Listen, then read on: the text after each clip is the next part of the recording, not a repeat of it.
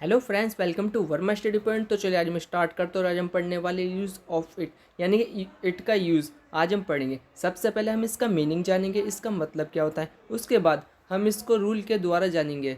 फिर उसके बाद हम इसको एग्जाम्पल के द्वारा और अच्छे से क्लियर करेंगे। तो चलिए स्टार्ट करते हैं। तो सबसे पहले इसका मीनिंग होता है यह है। इट का मतलब होता है यह है और इट का प्रयोग हम सब्जेक्ट की तरह करेंगे। अब तक हम कई चीज़ें पढ़ चुके हैं, जैसे कि टेंस और आर्टिकल्स और डब्ल्यूएच फैमिली रिलेटेड सेंटेंस, कई चीज़ें पढ़ चुके हैं। अब इनको पढ़ने के बाद हम ये भी जान चुके हैं अच्छे से कि सब्जेक्ट क्या होता है। एक बार और देखते हैं कि सब्जेक्ट कौन कौन से वर्ड होते हैं, जैसे कि he, she, it, name, I, we, you, they, ये होता है सब्जेक्ट। अब सब्जेक्ट की फॉर्म में हम यूज़ करेंगे इट को।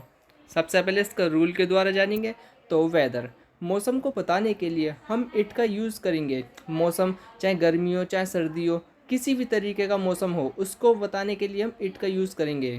तो रूल नंबर सेकंड, निर्जीव या नॉन लिविंग थिंग्स के साथ हम इट का यूज़ करेंगे। रूल नंबर थर्ड, समय को बताने के लिए हम इट का यूज़ करेंगे। किसी भी टाइप का समय, जैसे कि 2 बज रहे हैं या 4 बज रहे हैं, इसको बताने के लिए हम इट का यूज़ करेंगे। अब फेस्टिवल, किसी भी तरीके का फेस्टिवल जैसे होली हो, दिवाली हो, दशहरा हो, इसके साथ हम इट का यूज़ करेंगे। और बर्थडे हो किसी का भी, उसके साथ भी हम इट का यूज़ करेंगे। तो चलिए अब इसको हम सेंटेंस के द्वारा जानते हैं, यानी कि इट का यूज़ हम सेंटेंस में करेंगे और अच्छे से क्लियर करेंगे। तो सबसे पहला सेंटेंस, गर्मियों का मौसम चल रहा है तो इसलिए हमने सबसे पहला सेंटेंस यही पढ़ेंगे, आज बहुत गर्मी है। It's very hot today, weather की बात की गई है तो इसलिए हमने यहाँ पे इट का यूज़ किया। और हेल्पिंग वर्ब इज़ है। और नेक्स्ट, कल बादल छाए हुए थे, इट वाज क्लाउडी यस्टरडे। और आज सोमवार है, जैसे कि रियल में आज सोमवार ही है तो इसका सेंटेंस बनेगा इट्स मंडे टुडे। और 8 बज गए, टाइम की बात की गई है तो इसलिए हम इट का यूज़ करके सेंटेंस बनाएंगे, it is 8 o'clock now. Next, आज मेरा जन्मदिन है, it is my birthday today.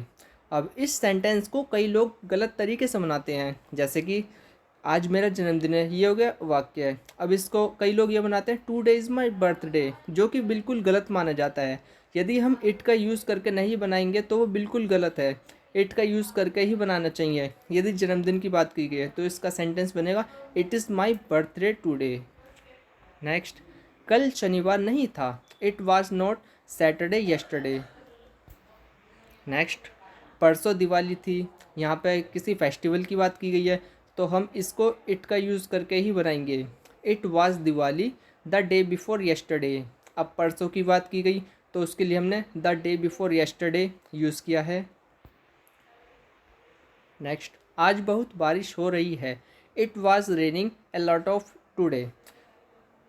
Next, यह मेरा बैग नहीं है, इट्स नॉट माई बैग।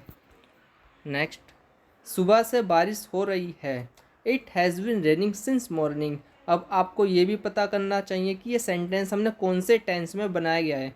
तो चलिए इसको पढ़ते हैं। ये जो टेंस बनाया गया है ये प्रेजेंट परफेक्ट कॉन्टिन्यूस में बनाया गया है। और इसमें हमने इट के साथ सिंगुलर फॉर्म का, मतलब सिंगुलर हेल्पिंग वर्ब का यूज़ करते हैं, तो इसमें हम हैज़ बिन का यूज़ किया। और मॉर्निंग के साथ हमने सिंस का यूज़ इसलिए किया क्योंकि मॉर्निंग एक एग्जैक्ट टाइम है, तो इसलिए हमने यहाँ पे इसको सिंस के साथ यूज़ किया है। नेक्स्ट, यह एक खूबसूरत जगह है, इट्स ए ब्यूटीफुल प्लेस। जगह की बात की गई जो कि नॉन लिविंग है तो इसलिए हम यहाँ पे इट का यूज़ करके बनाएंगे इस सेंटेंस को। अब नेक्स्ट, आज का दिन अच्छा है, it's nice day today. Next, मेरी घड़ी में 4 बजे हैं तो इसका सेंटेंस बनेगा it's 4 o'clock bye my watch. किसी भी तरीके, जैसे कि हमने रूल के अकॉर्डिंग ये पढ़ाई की, किसी भी तरीके का समय हो उसको बताने के लिए हम इट का यूज़ करेंगे। इसमें भी हमने इट का यूज़ करा। अब नेक्स्ट, कल छुट्टी है, इट्स हॉलीडे टुमारो।